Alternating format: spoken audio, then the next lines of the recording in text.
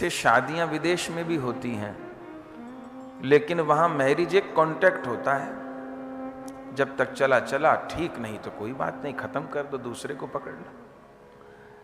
विदेश में भी मैरिज होती है, वहां एक कॉन्ट्रैक्ट है।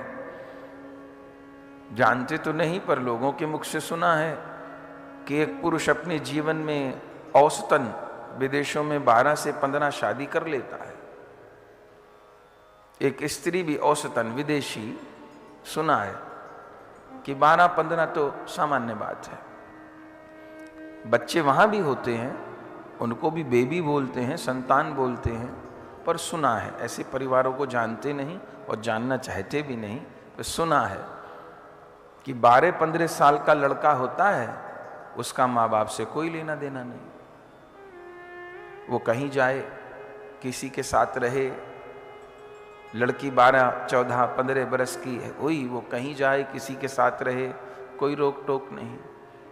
तो विवाह वहाँ भी होते हैं, संतान वहाँ भी होती हैं, पर उनके लिए शादी एक कॉन्ट्रैक्ट है, और वो भी जब तक चले कॉन्ट्रैक्ट। नहीं बात बनी पक्षों की, हट जाओ, कोई दूसरा ले आओ। लेकिन यहाँ ऐसा नहीं है। यहाँ तो अग्नि की साक्षी में संस्कार होता है ना। ये तो हम लोग को पाश्चात्य इतना बुद्धि पे चढ़ गया कि हम लोग असली घी को नकली घी मानने लग गए। हम लोग मणि को, हीरे को कांच मानने लग गए और कांच को हीरा मानने लग गए। ये तो हमारा दुर्भाग्य है। यहां तो विवाह संस्कार है, अग्नि की साक्षी में। वहां गणेश गौरी की पूजा होती है, लक्ष्मी नारायण की आराधना होती है, मंडप गढ़ता है, लड़की के सिर पे मोर होती है, वर के सिर के ऊपर पगड़ी होती है। हमारे शास्त्र कहते हैं उस समय वो दुल्हा दुल्हन लक्ष्मी नारायण है। ससुराल में लड़की आ रही है ब्याह करके, हमारी ग्रह लक्ष्मी आ रही है, हमारे घर में वैकुंठ की लक्ष्मी आ रही है। द्वार पे आरती होती है। अग्नि की साक्षी में वचन दिए जाते हैं, परिक्रमा होती है। लड़की का पिता लड़की के हाथ पर पान फूल सुपारी रख के कन्या दान करता है, वर उस कन्या का हाथ पकड़ता है, उसको पानी ग्रहण कहते हैं। यहां की जैसी दिव्यता कहीं होगी जगत में? कुछ जगत में देखने लायक है क्या? अपने शास्त्र को देखें, उनकी परंपराओं को देखें, अपने ऋषियों के दिव्य जीवन को देखें। यहां से अच्छा कुछ है? यहां से सुंदर कुछ है? केवल इतनी बात पे कि भाई प्रदूषण है, कहीं गरीबी है, कहीं सफाई नहीं है, इतनी बात पे अपने बच्चे ने गंदे कपड़े पहन लिए, मानो किसी कारण गंदे हो गए बच्चे के कपड़े, तो वो मेरा बेटा नहीं है क्या? बच्चे को चोट लग गई, खरोंच लग गई, तो मेरा बेटा नहीं है क्या? मेरे बेटे का रंग सांवला है तो वो मेरा बेटा नहीं है क्या? ऐसा कहते हैं क्या? नहीं। बच्चा गंदा हो गया, मैं साफ करूंगी उसको, अच्छे, वो मेरा बेटा है। कोई राजकुमार भी मेरे सामने आएगा तो कोई माँ ऐसा कहेगी कि राजकुमार दे दो, ये मेरे बेटे का रंग थोड़ा सांवला, इसको ले लो, ऐसा कहेंगे क्या? नहीं कहेंगे ना। और ये प्रदूषण जो कुछ है, ये भी हम ही लोगों का फैलाया है। जो लोग विदेश जाके बसते हैं वो यही सब कारण बताते हैं कि जी प्रदूषण है, ऐसा है, वैसा है। अब इन बातों का तो जवाब नहीं है, ये भी हमारा किया हुआ है। अच्छा हो सब कुछ, ये तो चाहते हैं, लेकिन क्या इन बातों के ऊपर हम इस ऋषियों की तपस्थली को छोड़ दें? हम उदासीन हो जाएं? आज अधिकतर जो संपन्न परिवार हैं, पढ़े लिखे परिवार हैं, जाने क्या हो गया है, अपने बच्चों को विदेश भेजना चाहते हैं। हमको बहुत पीड़ा होती है, हर कथा में बात बोलते रहते हैं कि भैया बच्चों को पढ़ने के लिए भेज दीजिए, 2-4-5 साल भेजना है पढ़ने के लिए, भेज दीजिए, कुछ सीखना है 2-4, पर बसना नहीं है, बसना नहीं है भैया, निवास यहीं करना है। आप सत्य मानिए, आपने अपनी संतान को विदेश भेज दिया, वो वहां जाके बस गए। आपने कहा कि नहीं बेटे की शादी तो यहीं भारत में की थी, बहू भी भारतीय है, उसकी संतान तो विदेश में जन्म लेगी ना, उसको तो हिंदी भी बोलनी ठीक से नहीं आती क्योंकि जन्म यहाँ का है, उन्हें अच्छा ही नहीं लगता यहाँ। बोले नहीं मेरे बेटे बहू ने बच्चों को संस्कार दिए हैं, उसके अगली पीढ़ी, आप सत्य मानिएगा, तीसरी पीढ़ी तक वो ईसाई बन जाएंगे। बात कड़वी होगी। आपकी पीढ़ी नहीं, उसकी अगली पीढ़ी ईसाई बन जाएंगे। आपके पितरों को जल देने वाला कोई बचेगा नहीं मेरे भाई बहन। पितरों को जन्म जल देने वाला, तर्पण श्राद्ध करने वाला, दिवाली होली मनाने वाला कोई नहीं मिलेगा। आप अपने घर का दीप क्यों बुझा रहे हैं?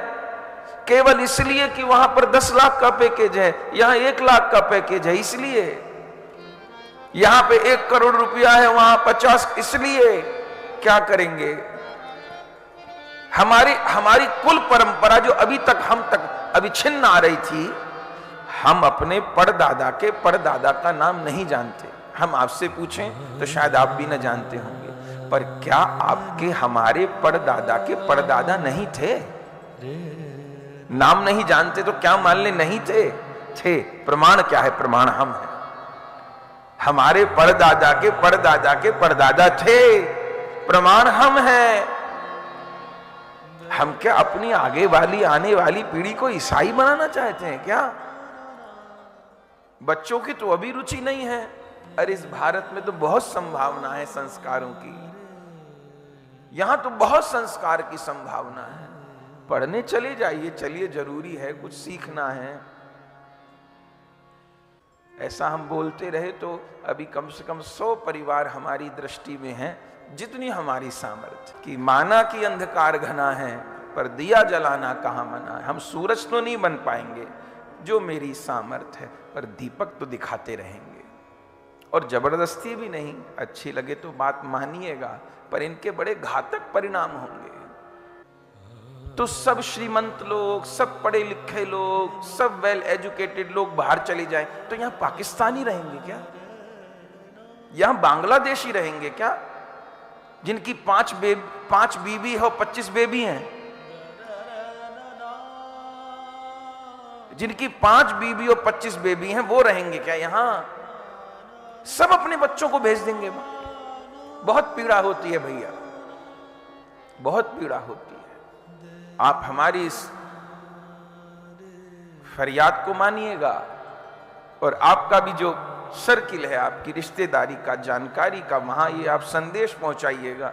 ये बहुत बड़ा एहसान होगा हमारे पर। आप कहीं सोचते हैं कि कोई बच्चे को भेज रहा है, उसको 10 मिनट दे के आप फोन करिए। हमसे जितनी कोशिश होती है हम करते रहते हैं, नहीं भेजना है। इस भारत भूमि को नहीं छोड़ना है। कहीं शरीर छोड़िएगा, गंगा नहीं है किसी देश में। दुनिया में ऐसी नदी नहीं है जिस नदी में अस्थि डालने पर अस्थि जलरूप हो जाती हो, वो यही है, और कहीं विश्व में नहीं है।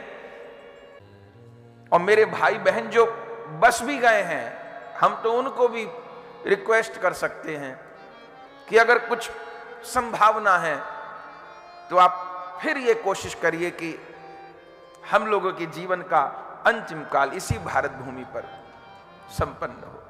फिर भारत भूमि में आपको जहां रहना है वहां पर रहिए। हम ये नहीं कह रहे आप सब वृंदावन अयोध्या आ जाइए। ये पूरी भारत भूमि तीर्थ है, यहां का कंकर कंकर शंकर है। ये कोलकाता कोलकाता से बोलना पड़ता है, असलियत में महाप्रभु की विहार भूमि है। हमारे गौरांग महाप्रभु पूरे कलकत्ता में भ्रमण किए हैं। ये गौरांग महाप्रभु की विहार भूमि है। यमन बढ़ गए वो अलग बात है, लेकिन ये महाप्रभु की विहार भूमि है, ये तो मानना पड़ेगा ना। तो चले भी गए हैं तो फिर सोचिएगा भैया, भले आपको लगता है थोड़ा व्यापार काम धंधा कम हो जाएगा, एक बार सोचिएगा, कोशिश करिएगा। ना ये मानव जीवन दोबारा मिलना है, ना ये भारत भूमि दोबारा मिलनी है। यदि इसका महत्व नहीं जाना तो, महत्व जाना तो ठाकुर क्या दे देंगे खबर नहीं, पर हीरे को फेंक के कांच मत उठाइए। ये भारत भूमि हीरा है, हमारी उपासना हीरा है, माणिक है। माणिक को फेंक के कांच मत उठाइए।